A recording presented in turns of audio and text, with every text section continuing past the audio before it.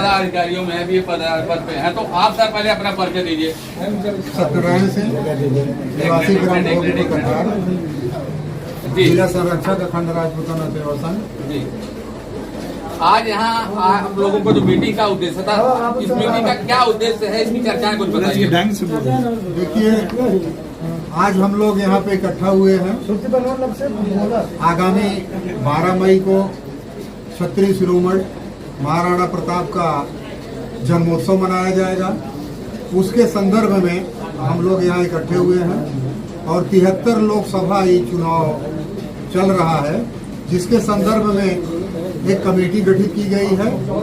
Committee का सर्वमान्य निर्णय हम लोगों के लिए सर्वोपरि होगा। हम लोग वचनबद्ध हैं, कटिबद्ध हैं और ये हम लोग शपथ भी लिए हैं आज कि हर हालत में, किसी भी ढंग में, स्थिति परिस्थिति में हम कंधे से कंधा मिलाकर एक साथ चलेंगे, अपने को संगठित रखेंगे, जिससे हम सुसज्जित रहेंगे। हमारा यही संकल्प है। चलिए, यहाँ श्री पदाधिकारियों के पास हम आए हैं, तो आप भी पद पे, किसी पद पे राजपूताना संघ के हैं? हम सदस्य जी, तो सदस्यता आप सदस्य हैं, तो आप भी इस कार्यक्रम की संबोधित कार्य बारे में कुछ अपने मुखों से वाणी बताइए। अब इसमें प्रधान जी, सारे लोग जानते हैं राजपूत राष्ट्र निर्माता है और राष्ट्र के लिए ही काम करता है। हमारा सनातन, हमारा धर्म सुरक्षित रहे, हमारा राष्ट्र जहाँ बढ़े, जहाँ राष्ट्र की सुरक्षा हो सके, हम उसके साथ हैं। चलिए, यहाँ अब तो हम राष्ट्रीय अध्यक्ष जी के पास भी आए हैं।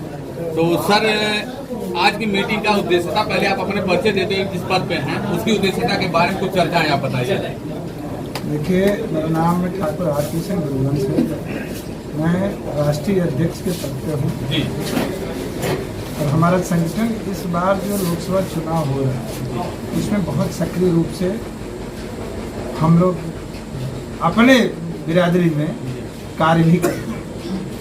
हमारे यहाँ राष्ट्रीय कार्यकारिणी की बैठक में ये निर्णय हो चुका है, हम लोग किसी राजनीतिक पार्टी को समर्थन नहीं करते, लेकिन हम लोग चुनाव में खड़े हुए प्रत्याशी को जरूर समर्थन करेंगे और उस प्रत्याशी का करेंगे जो प्रत्याशी हमको जानता हो, हमारे लोगों को जानता हो, हमारी भावना का मान सम्मान करता हो और हम लोगों के बीच में अगर अभी तक नहीं आया है तो आगे आने के लिए कटिबद्धता है जी।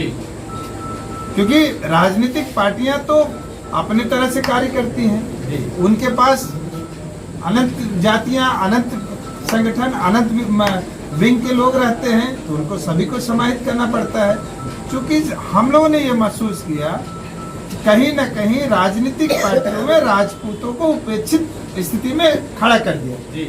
ये मान करके ये लोग सक्रिय हैं, ये तो किसी न किसी एन के एन प्रकार व्यवस्था में बने रहेंगे, तो इनके पीछे हम लोग न भी भागे तो भी हमारा कार्य होगा।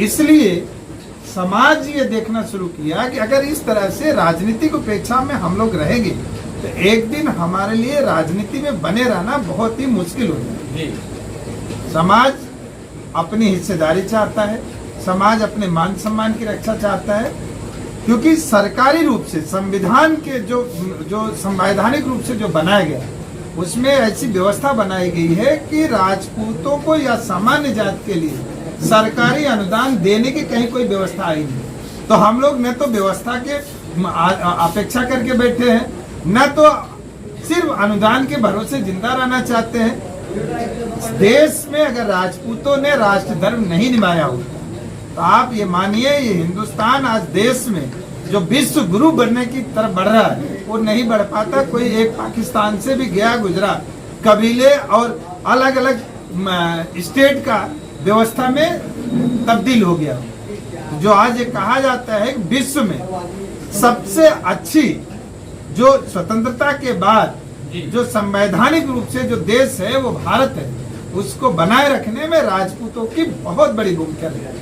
हम लोगों ने हमेशा त्याग किया, हमेशा अपना चीज दे करके दूसरों को खड़ा करने का काम किया। इस समय मैं 28 तारीख से आया हूँ, ग्रामीण क्षेत्र में घूम रहा हूँ, हम ये देख रहे हैं कि सरकार 5 किलो के भरोसे ये कहती है कि हम सबको संभाल रहे हैं, जबकि सच्चाई ये है आज भी जो दलित हैं, जो पिछड़े हैं, जो निर्बल हैं, उनको आज भी सबसे ज्यादा सहयोग और उनका साथ, उनका संरक्षण करने का कार्य कोई कर रहा है तो राजपूत कर रहा है।